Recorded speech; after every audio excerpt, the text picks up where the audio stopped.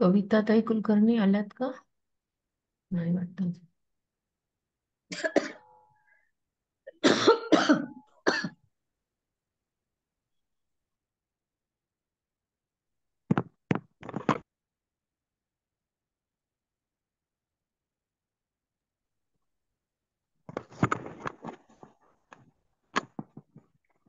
कविताताई आलात का? Hand race करा आला असेल तर. आलात का? हो हो. अच्छा ठीक आहे. अच्छा, माझी लिंक ओपन होत नाही म्हणून लिहिलेलं आहे का? ठीक आहे.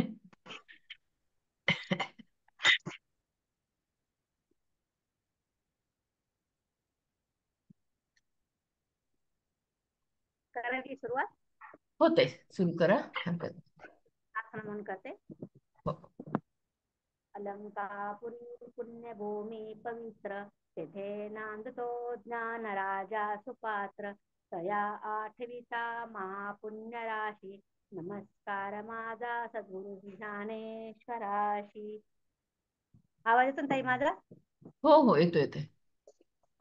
हे अनंता मधुसूदना पद्मनाभा नारायणा, जगत व्यापका जनार्दना, आनंद घना अविनाशा, सकळ देवादिदेवा कृपाळजी केशवा, महानंदा महानुभवा शिवा सहज रूपा, चक्रधरा विश्वंभरा, गरुडध्वजा करुणाकरा, सहस्रपादा सहस्रकरा, क्षीरसागरा शेषशयना, कमलनयना कमलापती, कामिनी मोहना मदन मूर्ती, भुवतारका धरता शिती, वामन मूर्ती त्रिविक्रमा, अगाये सगुणा निर्गुणा, जगत नित्या जगत जीवना, वसुदेव देवकी नंदना, बाळरांगणा बाळकृष्णा, तुका आला लोटांगणी, मद ठाव द्यावाजी चरणी, हेची कैतसे विनवणी, भवबंधनी सोडवावे, सकळ देवादिदेवा कृपाळवा किजी केशवा, महानंदा महानुभवा शिवा सहज रूपा. ओम नमो ज्ञानेश्वरा, करुणाकरा दयाळा, तुमचा अनुग्रह लाधलो, पावन झालो चराचरी, मी कला कुसरी काही नेने, बोलतो अति भाविका, तुमचा अनुग्रह लाधलो, पावन झालो चराचरी, एका जनार्दनी तुमचा दास, त्याची आस पुरवावी, तुमचा अनुग्रह लाधलो, पावन झालो चराचरी, पाये बाधुरचे चिरकुट, रायाजुत न करता कष्ट, कैसा मी कपट पतुधा मुद्रांकित, मै पत्र ते केवडे, चालो राव चालवी आपुल्या पाडे, कैसा मे कपट पतुधा मुद्रांकित, बाप रखमा देवी वरदा, सांभाळावे आपुल्या बिद्रा, कैसा मे कपट पतुधा मुद्रांकित, पतित पद पत परिमित्रवाचा पतित, परतु आपुल्या सत्ते मज करावे सरते, चित्त नाही चित्त शुद्धी, स्थिर पाया पाशी बुद्धी, परित आपुलिया सत्ते मज करावे सरते, अपरांचा केलो तुका म्हणे काय बोलो, परितु आपुल्या सत्ते मज करावे सरते.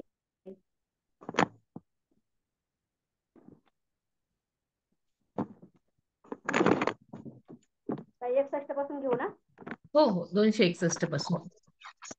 हो हो. हं. हे श्वशानाचे सुकुमार, मुख मुहाचे माहेर, माझुर झाले अंकुर दर्शन हळू निघ्या ताई. हा, हळू निघ्या. Okay okay. हा हो चालेल, हो सर. म्हणजे आपल्याला सगळ्यांना समजलं पाहिजे. हा. सवय लागल्याप्रमाणे. हा, बरोबर आहे.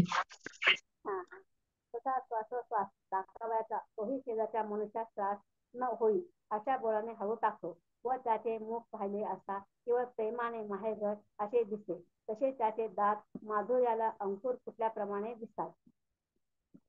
पुढा स्नेहा पाजरे मागा अक्षरी चाले शब्दपाठी अवतरे कृपा आधी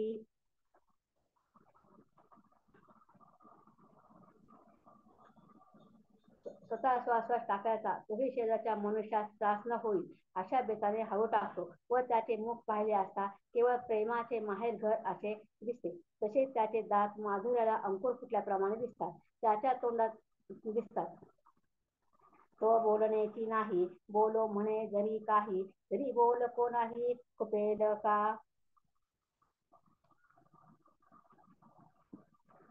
त्याच्या तोंडून अक्षरे बाहेर पडण्याच्या अगोदर तोंडावर स्नेहभाव दृष्टीत पडू लागतो व पोटात अगोदर दया उत्पन्न होऊन अंतरकृपेने भरलेले असे शब्द बाहेर पडतात. तो बोलण्याची नाही बोलो म्हणे बोलता अधिक कोणा निघे तरी कोणाची वर्मी न लगे आता कोणाशी निघे शंखा मणी त्याच्या तोंडून अक्षरे बाहेर पडल्याच्या अगोदर तोंडावर स्नेहभाव दूषित पडू लागतो व पोटात अगोदर दया उत्पन्न होऊन नंतर कृपेने भरलेले असे शब्द बाहेर पडतात. मांडली गोठा हन मोडेल वाशी पैल कोणी उडेल ऐकोणी ओवांडिले कोणी जरी तो होता होईपर्यंत कोणाशी बोलतच नाही. कदाचित त्याचे बोलण्याचे मनात आणले तर आपले बोलणे कोणास लागले की काय अशी त्यास भीती वाटते. तरी दुआई कोणाची न व्हावी होई कवनाची नुतरावी ऐसा भाव दिवी म्हणून मी जगा तो होता होईपर्यंत कोणाशी बोलतच नाही. कदाचित त्याच्या बोलण्याचे मनात आणले तर आपले बोलणे होण्यास लागले की काय अशी त्यास भीती वाटते. बोलताना जर आपल्या तोंडून कमी जास्त कमी शब्द निघाले तर भीती वाटते. बोलताना जर आपल्या तोंडात कमी जास्त शब्द निघाले तर ते कोणाच्या वर्मी न लागावे व त्यापासून कोणाची शंका उत्पन्न होऊ नये.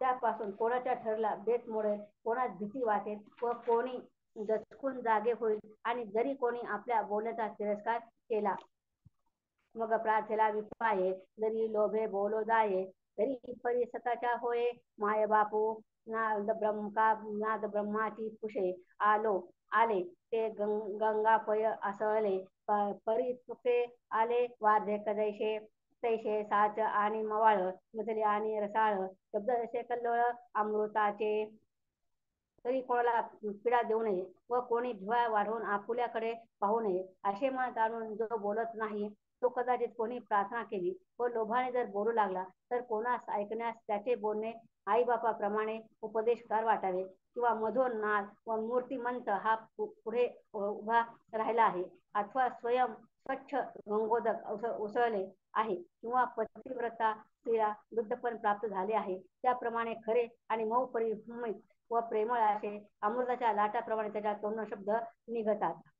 विरोध वाद बळू प्राणी प्रताप ढाळू उपहासू छळू स्पर्शवर्मू त्याप्रमाणे खरे निघतात. जे शब्द व्याजसुतीने भरलेले आहेत ज्यापासून शब्द उत्पन्न होतो व दुसऱ्यास त्रास उत्पन्न होतो तसेच ज्यापासून निंदा व छळ होतो हे दुसऱ्याच्या वर्मी लागतात. आटोष वेगू विधान आशा शंका प्रतारण हे संन्यासिले अवगुण दयावाचा आणि ज्या अटी अवसान कपट अशा शंका न ठकबाजी ही भरलेली आहे. हा शब्द जो आपल्या वाचेने बोलत नाही आणि तयाची परी किरीटी ठाऊ दयाची जिठी सांडलिया भुकुटी मोकळल्या कपाट अशा शंका व त्याचप्रमाणे अर्जुना ज्याची दृष्टी स्थिर असून भुवया मोकळ्या असतात म्हणजे ज्यांच्या कपाळावर आठ्या दृष्टी पडत नाही. काजे भोवती वस्तू आहे ते रूपो शंको उपाये म्हणून वासुन पाहे बहुता करुणी कारण प्रत्येक प्राण्यास ब्रह्म असलेले आहे त्याला कदाचित त्रास होईल म्हणून तो बहुत करून कोणाच्याकडे पाहत नाही. ऐसाही कोणे एके वेळे भरतले तुपेची बळे उघडून डोळे दृष्टी घाली असे असताना एखाद्या वेळी आतल्या कृपेच्या बळाने जर डोळे उघडून कोणाकडे पाहिल तरी चंद्रबिंबाचोनी धारा निघता तेव्हाही गोचरा परी एक असळे चकोरा निघती दोन दे तरी चंद्रबिंबाहून निघणाऱ्या अमृताच्या धारा जरी कोणाच्या दृष्टीत पडत नाही, तरी चकोर पक्षी चंद्राकडे एकसारखे टक लावून लागले म्हणजे त्याचे अमृताचे पोट भरते. तैसे प्राणियाची होय, जरी तो काही वासू पाहे तरी अवलोकनाची नसोय कोणीही नेणे. त्याप्रमाणे ज्या प्राण्याकडे जो आपल्या दृष्टीने पाहिल त्याला समाधान होईल, व कासवी जरी आपल्या पिल्लाकडे नुसत्या दृष्टीने पाहून त्यांना वाढले तरी ती कासवीलाही त्या दृष्टीने प्रेम कळत नाही. किंबहुना ऐशी जिठी जाती भूताची करही देखती वेचे जिथे तरी होणे कुठात राहिले सिद्धांचे म्हणत तसे ज्याची हित निर्व्यापार. किंवा ज्या भूत मात्राकडे अशा प्रेमळ दृष्टीने पाहतो त्याच्या हाताने गुण पाहून गेले असता तोही दृष्टीप्रमाणेच अलौकिक आहे. अक्षम्य आणि संन्यासीले का निरधीन आणि विधाले मुकेती घेतले मौन दैशे. ज्याप्रमाणे ब्रह्मनिष्ठेचे मनोरथ पूर्ण झाले असतात त्याप्रमाणे ज्याच्या हातात काही एक करण्याची इच्छा नसून ते निर्विकार असतात, तयापरी काही जया करणे नाही त्या कर्त्यांच्या ठाई बसवून येती. जन्मांधाने ज्याप्रमाणे पाहण्याची क्रिया सोडावी किंवा अग्नीस पेटवण नसून तो जसा विधावा अथवा मुख्या मनुष्याचे जसे मौन व्रत धारण करावे. आसुडेल वारा नखे लागेल अंबारा या बुद्धी करा तो नेदी. तैसे त्याच्या हातात काही एक करावयाचे उरलेले नसते व जे काही व्यापार न करता स्वस्त असतात तेच अंगावरील उडवावी का डोळा दिवसे झाडावी पशु पक्षा दावावी त्रास मुद्रा. तसे ज्यांच्या वाऱ्याने धक्का लागेल किंवा आकाशाला नख लागेल असे वाटून तो आपले हात हलवीत नाही. तया केवळती या गोठी नावडे दंडूक काठी मनशस्त्रांचे केटी बोलणे के. ते अंगावर बसेली माशी उडवावी किंवा डोळ्यात जाणार घुंगुरडी एकीकडे करावी अथवा पशुपक्ष्यांच्या डोळ्यांनी भीती दाखवावी. या गोष्टी कोठून घडणार हे कीर्ती त्याला हात दंड किंवा काठी घेणे जर आवडत नाही तर मग शास्त्राची गोष्ट कशाला पाहिजे. लोला कमले खेळणे का पुष्पमाला झेलणे न करी माने गोफणे ऐसे होईल. हातात विंजलेले कमळ घेऊन फिरवल्यास अथवा फुलांचा हार झेलल्यास ते गोफणी प्रमाणे एखाद्या जीवास लागून त्यास इजा होईल अशा समजुते तेही व्यापार जो हाताने करीत नाही. हलवतील सोमावळी या लागी अंगण कुरवाळी नखाची गुंडाळी बोटावरी. अंगावरील लवे सिधा होईल म्हणून जो अंगावरून हात ठेवीत नाही व बोटाशी नखे काढले असता हिंसा होईल म्हणून तो जी वाढवितो. आधी तव करण्याची अभाव परी ऐसाची पडे प्रस्ताव तरी हाची तिसरा व तो जोडे जे जोडताती. अगोदर कोणी गोष्ट हाताने करावयाचीच आहे परंतु जर प्रसंग आला तरच हात जोडल्याशिवाय दुसरा अभ्यासच त्याला ठाऊक नाही. का नाभी कार्या उचले ते चोपडल्या नाही देई जे तरी आधी आता ते स्पर्शे अनुमाळू. किंवा हाताने व्यापार केला तर दुसऱ्या हातात उचलून अभय वचन किंवा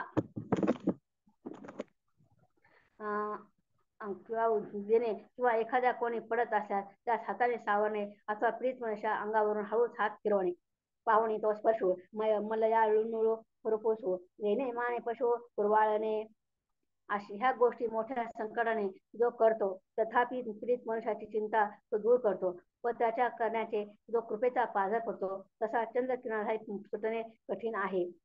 जे सदा ते मोकळे जसे चंदनांगे निसळे न फळाही निर्फळे होतीची ना. त्याच्या हाताचा स्पर्श होता क्षणी मलय पर्वताप्रमाणे वाराही पीडित मनुष्यास कठीण वाटतो व अशा मृदू हाताने तो पशुही कुरवाळतो. आता असो हे वागजाळ जाणे ते करतळ सजीवांचे शिळ स्वभाव जैसा. जे हात नेहमी मोकळे असतात आणि चंदनाचे झाडाला कोणताही भाग थंडगार असतो व त्याला फळे व न येताही तो निष्फळ आहे असे कोणास वाटत नाही. आता मन ज्याचे सांगो म्हणून जरी साचे तरी सांगते ते कोणाचे विलास हे. आता हे वाक्य पंडित राहू दे. सज्जनाचे शील व स्वभाव ही जशी वाचतात तसे त्यांच्या हाताचे आचरण असते. काही शाखा नव्हे करू जळविना असे सागरू, तेच आणि तेजाकारो काही आन. आता त्यांचे मन कसे आहे म्हणून जर सांगायचे म्हटले तर ह्या गोष्टींची वर्णन केल्या ती कृती कोणाची आहे. अवय आणि शरीर ते वेगाळे काय बी की रसू आणि निर चिनानी हाती. झाडांच्या फांद्या म्हणजे झाडे नाहीत काय, पाण्याशिवाय समुद्र आहे काय, तेज आणि सूर्य ही निराळी आहेत का. म्हणून हे जे सर्व सांगितले बाह्य भाव तेच मानसती मनची का सावयव ऐशे जाणे. अवयव आणि शरीर ही निराळी आहेत का, किंवा पाणी व पाण्याची गोडी ही काही निराळी आहेत का. जी बीज भुईक खोविले त्याची विरो रुख झाले तसे इंद्रियाद्वारे फाकरे आंतरिकी की. म्हणून हे जे सर्व इंद्रियाचे बाह्य व्यापार सांगते ते मनाचेच आहेत असे समज. पै मानसेची जरी अहिंसेची अवसरी तरी कैशी बाहेरी ओसंडेल. जे बीज जमिनीत पेरले असते तेच वर झाडांच्या रूपाने दृष्टीस पडते. त्याचप्रमाणे इंद्रियाकडून जे व्यापार घडतात ते मनाच्या होतात. आवड्याची निवृत्ती आधी मौनीची उठी नव्हते वाक्य वाचे जिथे करांशी हे. परंतु मनात जर अहिंसेचा उदय झाला नसेल तर इंद्रियाकडून ती बाहेर कशी पडेल. वाचणे मनाची नाही जे वाचणे दुमटेल काही दिवी न धुई अंकुर असे. अर्जुना कोणतीही वृत्ती अगोदर मनाच्या ठिकाणी उत्पन्न होते आणि मग तीच वाचेने दृष्टीने व हाताने घडते. मनोनी मनीपण म्हणजे मोडे ते इंद्रिय आधीची उबडे सूत्रधारे विना साहीकडे वावो दैशे. बाकी ही गोष्ट मनात येत नाही की तोंडाने बोलले जाईल का. हे पहा बीजाशिवाय जमिनीत अंकुर उत्पन्न होईल का. वावो दैशे उमगीची उमगीची वावणी जाये ते बोधी तसे आहे जीव गेली आहे चेष्टा देही. ज्याप्रमाणे सूत्रधाराशिवाय कळसूत्री बाहुली हलत नाही त्याप्रमाणे मन जेव्हा कोणाचे व्यापार करण्यास प्रवृत्त होत नाही, जेव्हा इंद्रिय अगोदर निर्बळ होतात तर ते पाणी उगमापाशीच वाटून जाते. कोणाच्या ओघात कोठून करणार. हे पहा प्राण गेल्याबरोबर देहाकडून काही व्यापार घडतात का. त्याचप्रमाणे पाहता हे जे इंद्रियाच्या व्यापारास मूळ कारण आहे ते हेच सर्व इंद्रियाकडून व्यापार करवते. ते मन हे पांडवा मुळे हे इंद्रिय भावा ह्याची पहाटे अवघा द्वारी येई. परंतु ज्यावेळी मनात अशी वासना उत्पन्न होते असे इंद्रियाकडून बाहेर व्यापार घडतात. परी जेथे वेळ ऐदैशे ते होणी आत असे बाहेर येते ऐदैशे व्यापार रूपे. ह्याकरता ज्याप्रमाणे पिकलेल्या फळांचा वास आपोआप चहूकडे पसरतो तर खरोखर मनात अहिंसा बळकट कायम असली पाहिजे.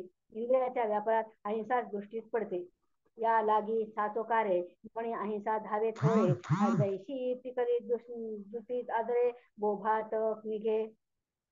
म्हणून इंद्रिय जी अहिंसा हीच आपली संपत्ती असे पूर्णपणे मानून तीच देव घेव म्हणजे व्यापार आणि करीत असतात. म्हणून इंद्रिय हेची संपदा वेचिता हा उदावादा अहिंसेचा धंदा करीते आहाती. ज्याप्रमाणे समुद्राला भरती आली म्हणजे समुद्राच्या पाण्यात खाड्या भरतात त्याप्रमाणे मनात अहिंसेची असलेले भरते इंद्रियाच्या व्यापारातही दृष्टीस पडावे. समुद्री दाटे भरते ते समुद्राची भरी तर्याते तैसे स्वसंपत्ती स्थितीचे इंद्रिया केले. फार काय सांगावे. पंतोजी ज्याप्रमाणे लहान मुलांच्या हात धरून त्याकडून सुरेख अक्षर लिहितो. हे बहु असो पंडितो धरुणी बाळकाचा हातू लोळी ही सव्यक्तो आपणाची. त्याप्रमाणे आपले ठिकाणी पूर्णत्वास आलेली दया हस्तपादादी इंद्रियाचे ठिकाणी आणून मन ही त्या ठिकाणी अहिंसा उत्पन्न करविते. त्या इंद्रियाकडून अहिंसेचे आचरण करविते. तैसे दया लुत्पा आपुले मन हाता पाया आणले मग तेथे उपजाविले अहिंसेचे. याकरता अर्जुना इंद्रियाच्या चेष्टा मनाच्याच व्यापारापासून दृष्टीस पडतात. अशा प्रकारे त्याच्या काया वाचा मने करून हिंसेचे त्याग केला आहे असे तू पाहशील. या करता किरीटी इंद्रियाची गोठी मनचे हे जे राहटी रूप केले. हे पुरुष तो पुरुष ज्ञानाचा विलासी व व्यवस्थितान आहे असे समज. फार तर त्या काय तो मूर्तिमंत ज्ञानच आहे. ऐशे मन देहे वाचा सर्व संन्यासू दंडाचा झाला ठाई दयाचा देखशील. ज्या अहिंसेचे वर्णन आपण कानाने ऐकले व ग्रंथाच्या आधाराने जे निरूपण करतो ती अहिंसा प्रत्यक्ष पाहावी. वाटल्यास त्या पुरुषाचे दर्शन घ्यावे. जो आता वेल्हाळ ज्ञानाचे वेळा उळ हे असो निखिळ ज्ञानाशी तो ज्ञानदेव म्हणतात असे हे श्रीकृष्णाने अर्जुनास सांगितले ते मी तुम्हाला एका शब्दात सांगावयास पाहिजे होते, परंतु त्याचा फार विस्तार झाला त्याबद्दल तुम्ही मला क्षमा करा. जे अहिंसा काजे काने की जे ग्रंथाचा रे निरूपी जे ते पाहावी असे जे उपजे ते तोची पहावा. तुम्ही म्हणाल की जनावर हिरवे गवत खाऊ लागले म्हणजे खात खात पुढे जाता जाता मागे फिरायचे विसरून किंवा पक्षी अक्षरात उडून लागल्यावर वाचे वेगाने पुढे भराऱ्या माळेत जातो. ऐसे म्हणते देवे जे बोलणे ते ऐके सांगावे परी फाकला ते उपसाहावे मूर्ती मज. त्याप्रमाणे प्रेमाच्या भरात रसमूर्ती विसरून माझी बुद्धी मला आवरेनाशी झाली. म्हणाले हिरवे चारी गुरु विसरे मागील मोहर धरू का ओर विलगे मे पाखिरू गगनी भरे. पण तशातलच काही प्रकार नसून विस्तार करण्याचा कारण आहे. बाकी अहिंसा शब्द 3 अक्षरांचा आहे. त्याच्या प्रेमाच्या स्फूर्ती फावलिया रसवृत्ती वहाविल्या मती आकळेना. पाहून गेले तर अहिंसेचे वर्णन थोडक्यात करता येईल, पण तो ज्यावेळेस अहिंसेलाच अहिंसा म्हणणाऱ्या बौद्ध मतांचे खंडन करावे तेव्हा ती स्पष्ट करता येईल. तैस्तरी तैसे नोहे अवधारा अवधारा कारण असे विस्तारा तेही पद तरी अक्षरा तिही चैती. काही अहिंसे संबंधाचे जे उपलब्ध मते आहेत जी जशीच्या तशीच जर सांगितली तर तुम्हाला माझे बोलणे पटणार नाही. अहिंसा म्हणतात जोडी परितेची वयोगडी जे लोटताची कोडी मतांची या. रत्नपारख्यांच्या गावात शालिग्राम शिळा जर विकल्या जातील तर त्याचे बातमी पडावे. रसच्या पुढे कोणतीही स्तुती करण्याची शक्ती नाही. ज्या ठिकाणी पिठाची विक्री कमी होते त्या ठिकाणी कापरांच्या वासाला कोण विचारतो. एरवी प्राप्ते मतांतरे हात उणी अंग भरे बोलते का सरे तुम्हा पाशी. म्हणून स्वतः तुमच्या सभेमध्ये मी मोठा वक्ता आहे असा जर अभिमान बाळगला तर माझे बोलणे तुम्हाला सुचणार नाही. रत्न पारखेच्या गावी जायला गंडकी तरी सोडावी काठी न करावी बिडघण देवी. सामान्य विशेष जर सरसगट करून सांगितल्या तर त्या तुम्ही आपल्या कानाच्या मुखाकडे सुद्धा नेणार नाही, कानावर सुद्धा पडू देणार नाही. काहीसा वासू कापुरा मंद तिथे अवधारा पिठाचा विकरा ते साते. जर कोणत्याही वस्तूचे खरे स्वरूप सांगतात शंकेत जागा राहील तर ते तुम्ही मजकडे लक्ष देत नहा हे मागच्या पावलाने नाहीसे होईल. म्हणून येथे सभे बोलकपणाचे शोभे लाग तरुण लभे प्रभू बोलू प्रभू. ज्या पाण्यावर शेवाळे पसरले असते त्या पाण्याकडे लक्ष पक्षी हंस पक्षी जातात काय किंवा आभाळाच्या पलीकडे ज्या सुंदर चांदणे पडले आहेत तर ते भक्षण करण्याकरता चोकर पक्षी तोच उघडीत का नाही तोच उघडीत नाही. सामान्य आणि विशेषा सकळ की जिजेला देखा तरी कानेच्या मुखाकडे निहालना तुम्ही. त्याप्रमाणे जर निरूपण झाले नाही तर तुम्ही माझ्याकडे न येता ग्रंथ सामान्य करून उलट माझ्यावर रागवाल.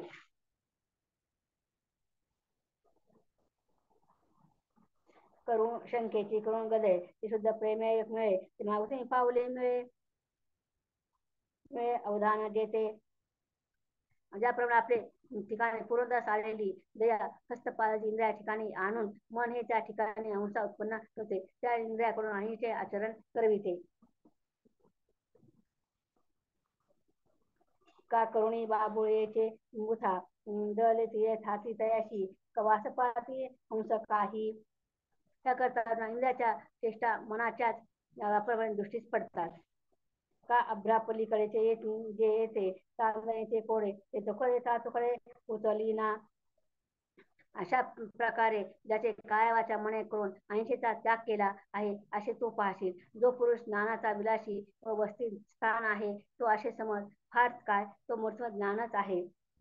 पैसे तुम्ही वासन पाहलं गंतू नेघा वरी कोपाल.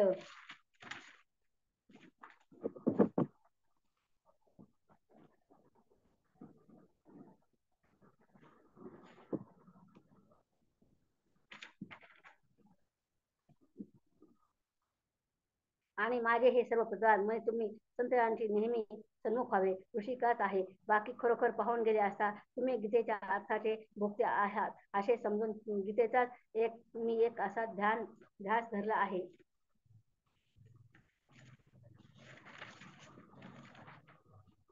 आई.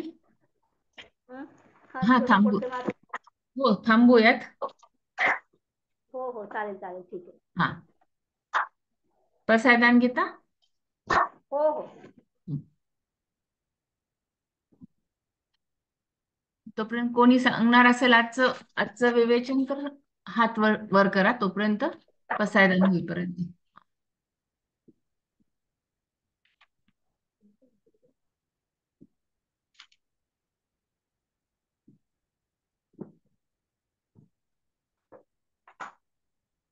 घेत्या. आता विश्वानके देवे जेणे वाग्निज्ञ तोषावे तो चोळीमय जावे कसाय दान हे जे खळांची व्यंकटी सांडो त्या सत्तमती रती वाढो भूता परस्पर पडो मैत्र जीवांचे द्वितांचे तिमिर जावो विश्व स्वधर्म चुरे पाहो जे जे वांछते ते लाहो प्राणी जात वर्षत सकळ मंगळी विश्वरिष्ठांची मांदी आळी अनवर्त भूतळी भेटतो तया भूता चला कल्पतरुचे आरव चेतना चिंता मणीचे गाव बोलते जे अर्णव पियुषांचे चंद्रमे जे अलंछन मार्तंडे तापहीन ते सर्वाहिसरा सज्जना होय रे होतो किंबहुना सर्व सुखी पूर्ण होऊनी तिही लोकी भजितो आदिपुरुषी अखंडित आणि ग्रंथोपजीवे विशेषी लोकीये दृष्टा दृष्टविजये होवावे हे क्षमणेसी विश्वेश्वरा हो हा होईल दान कसावो येणे वरे ज्ञान देवो सुखिया झाला येणे वरे ज्ञान देवो सुखिया झाला येणे वरे ज्ञान देवो सुखिया झाला. कोणी सांगू शकतो याच्यावर आजच्या? ताई, तुम्ही सांगू शकता? अजून कोणी? ऍक्च्युली काल आपण अहिंसेबद्दल बघत होतो. तर अहिंसा काय असते हे सांगितलं होतं. आणि आपल्या जीवनामध्ये जो व्यक्ती असा असतो की पूर्ण अहिंसा कशी असते, की समजा मुंगी समोर असेल तर 2 पावलं मागे येतो म्हणा, किंवा आपल्याला शहारा जरी आला तरी एखाद्या जीवाला आपण हे लावायचं नाही किंवा धक्का लावायचा नाही किंवा त्याला त्रास होईल म्हणून शहारा सुद्धा सहन करायचा आपला, आपल्या अंगावर आलेला. इथपर्यंत ज्ञानेश्वरांनी त्याचं वर्णन केलेलं आहे. आजच्या पूर्ण याच्यामध्ये ते सगळं वर्णन त्यांनी सांगितलेलं आहे की काय काय होऊ शकतं आणि काय काय नाही ते. तर याचं सगळं वर्णन, आणि असा जो पुरुष आहे जो अहिंसा पूर्णपणे पाळतो, तर त्याचं वर्णन आज ज्ञानेश्वरांनी केलेलं आहे. तर मी पूर्ण सगळं सांगू नाही शकणार, म्हणून कोणीतरी सांगणार हवं आहे. आज दादा नाही आहेत आपल्यासोबत. कोणी सांगू शकेल पुढे? एक मिनिट, मी सगळ्यांना अनम्यूट करू का? तुम्ही अनम्यूट आहात. हो.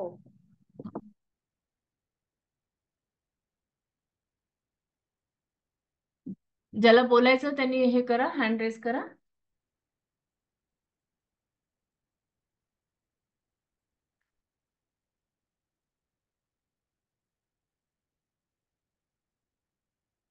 चालेल. आज कोणी नाही बोलणार? हो, तेच विद्याताई. ना, आज कोणी नाहीये. हो, तेच म्हणलं, आज कोणीच नाही दिसत आहे. चालेल, ओके, ठीक आहे. मी मी परत एकदा वाचते म्हणजे मग आपल्याला लक्षात येईल. बर बर, चालेल.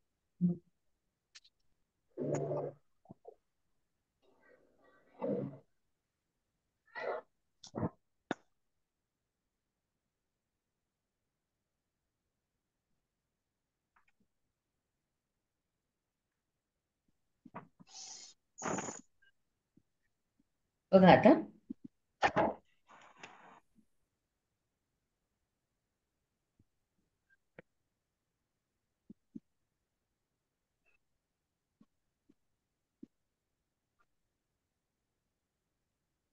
अर्जुना, मी कीटक दृष्टीस पडले तर तो तितक्याच हळुवारपणाने परत फिरतो.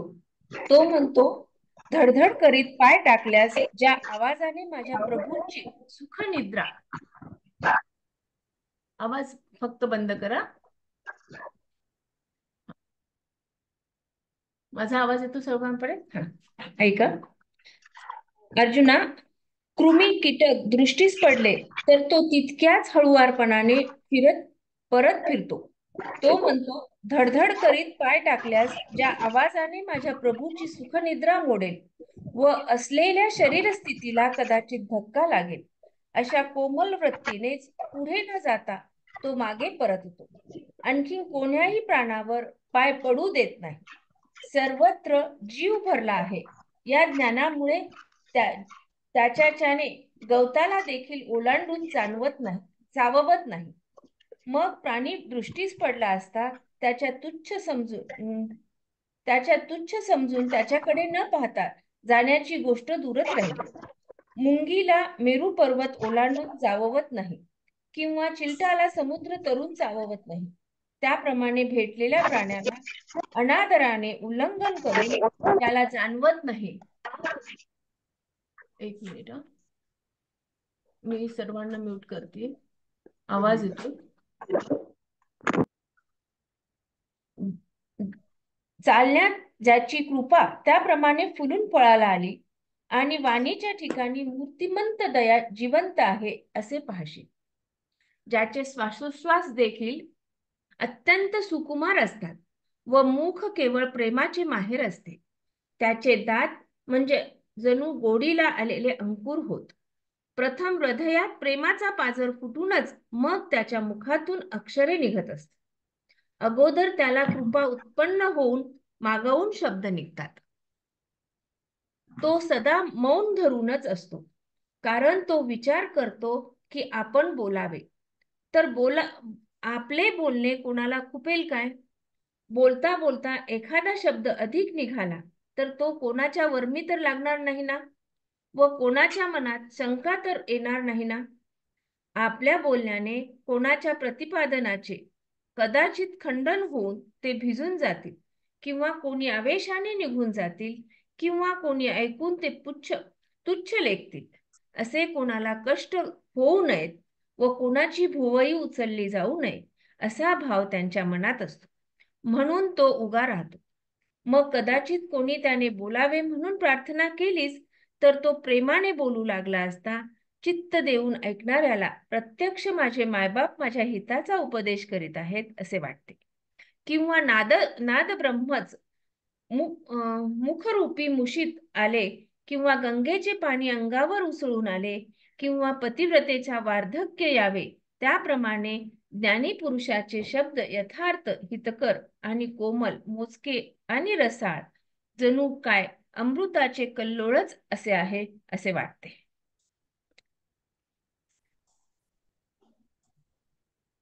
ज्याच्या वाणीतून निघालेल्या शब्दात विरोध करणे, वाद उत्पन्न करणे, बळ दाखविणे, प्राण्यांना दुःख देण्याची प्रवृत्ती, उपहास, छळ, वर्मी लागणे, हट्ट, आवेश, कपट, आशा, शंका, फसविणे हे दुर्गुण कधी नसतातच. आणि त्याचप्रमाणे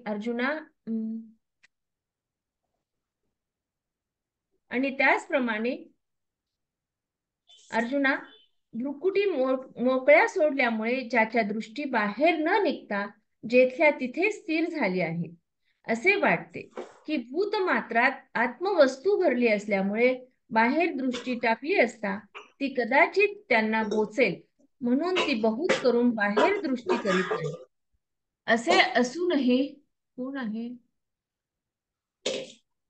असे असूनही एखादे वेळी अंतःकरणात असलेल्या कृपेमुळे तो डोळे उघडून व बाहेर दृष्टी करून पाहू लागला तर ज्याप्रमाणे चंद्रबिंबासारख्या अमृताच्या धारा निघाल्या असता त्या लोकांच्या दृष्टीस पडत नाहीत, पण चकोर पक्ष्यांची मात्र पोटे भरून ते एकसारखे पुष्ट होत राहतात, म्हणजे फुगत राहतात.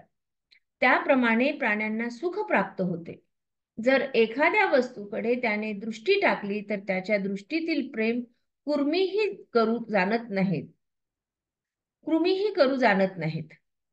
फार काय सांगावे, सर्व प्राणी मात्रांकडे ज्याची अशी प्रेमदृष्टी असते तसेच त्याचे हातही तुला दिसून येतील.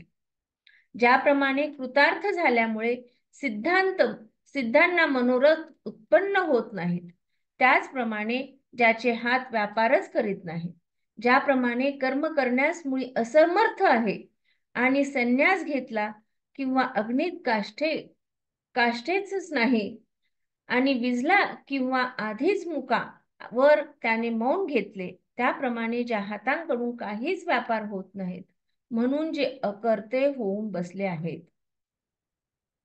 जे वाऱ्याला झटका बसेल किंवा आकाशाला आपले नख लागेल अशा बुद्धीने हाताची हालचाल होऊ देत नाही. म्हणजे एवढं सुंदर सांगितलेलं आहे की वर हात जर लावला तर हाताच्या नखांनी फाटून जाईल, म्हणजे इतकं कोमळपणाची भावना आहे या ठिकाणी.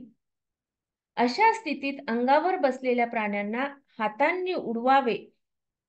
बघा आता, अंगावर बसलेल्या प्राण्यांना हातांनी उडवावे किंवा डोळ्यात जाणाऱ्या प्राण्यांना झाडावे, पशु पक्ष्यांना भीती वाटेल अशी रागीट मुद्रा दाखवावी.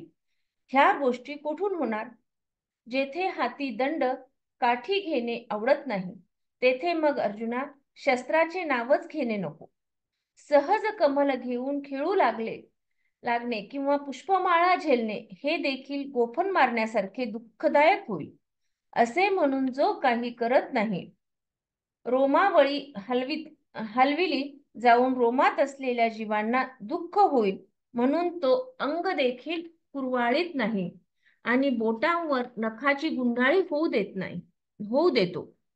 याप्रमाणे कर्म करण्याचाच अभाव असतो.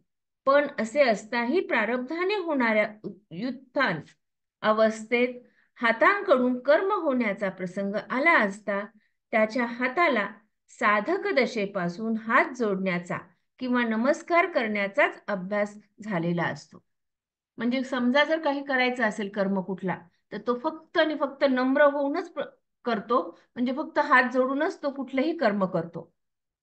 आता या ठिकाणी सांगितले प्रारब्धाने वृत्तीची आत्मा करता नाहीशी होऊन, प्रारब्धाने वृत्तीची आत्माकारता नाहीशी होऊन पण अद्वैत ब्रह्मस्थितीची जाणीव राहून जेव्हा देहादिकांचा व त्याच्या व्यापाराचा मिथ्याभास भासू लागतो तेव्हा त्या स्थितीला उत्थान अवस्था अशी म्हणले जाते.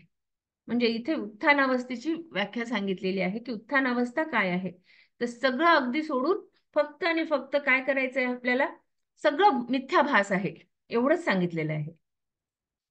या अवस्थेत ज्ञानाला आपली जीवन दशेचा व इतर जीवांचा भास होत असल्यामुळे ज्ञान दृष्टीने इतर जीवांशी वागण्याची त्याची वृत्ती येथे दाखविली आहे. आता बघा पुढे, तो अभय देण्याकरिता हात उचल. जेव्हा त्याला हात उचलायचा असतो तेव्हा तो फक्त हातच उचलतो, पण तो कशासाठी उचलतो, तो फक्त अभय देण्याकरिता हात उचलतो किंवा पडलेल्यांना हात देतो अथवा अत्यंत दुःखी जनांना आपल्या हातांनी हळू स्पर्श करतो. एवढे करणे देखील त्यापेक्षा अधिक काही करता येत नाही म्हणून नाईलाजाने करतो. तरी त्याच्या अंतःकरणात दुःखितांचे दुःख निवारण करण्याचा जो जिव्हाळा असतो तो चंद्राच्या किरणालाही माहित नाही. हाताचा स्पर्श प्राप्त झाला असता मलय पर्वतावरील चंदनाने सुगंधित झालेला वायू देखील खरखरीत वाटेल. इतक्या कोमळ हाताने तो पशुला कुरवाळतो. ज्याप्रमाणे चंदनाचे सर्व अंग शीतळ असल्यामुळे फळ येत नाही तरी ते निरुपयोगी होत नाही, त्याप्रमाणे ज्ञानी पुरुषाचे हातही सदा रिकामे व मोकळे असले तरी ते निरुपयोगी होत नाहीत. त्यांनी कृपेच्या मस्तकावर हात ठेवला असता त्याच्या कृपेने सर्व मनोरथ पूर्ण होतात. आता इथे सांगतात की आता हे खूप बस झालं आपलं बोलणं म्हणून त्यांनी आता पुढे दुसरं विश्लेषण करायला सुरुवात केलेली आहे. आता हे बहु बोलणे पुरे, जसे सज्जनाचे शील व स्वभाव असतो त्याप्रमाणेच त्याचे हातही असतात असे समज. आपण इथे थांबूयात आता. अजून कोणी काही बोलू शकेल?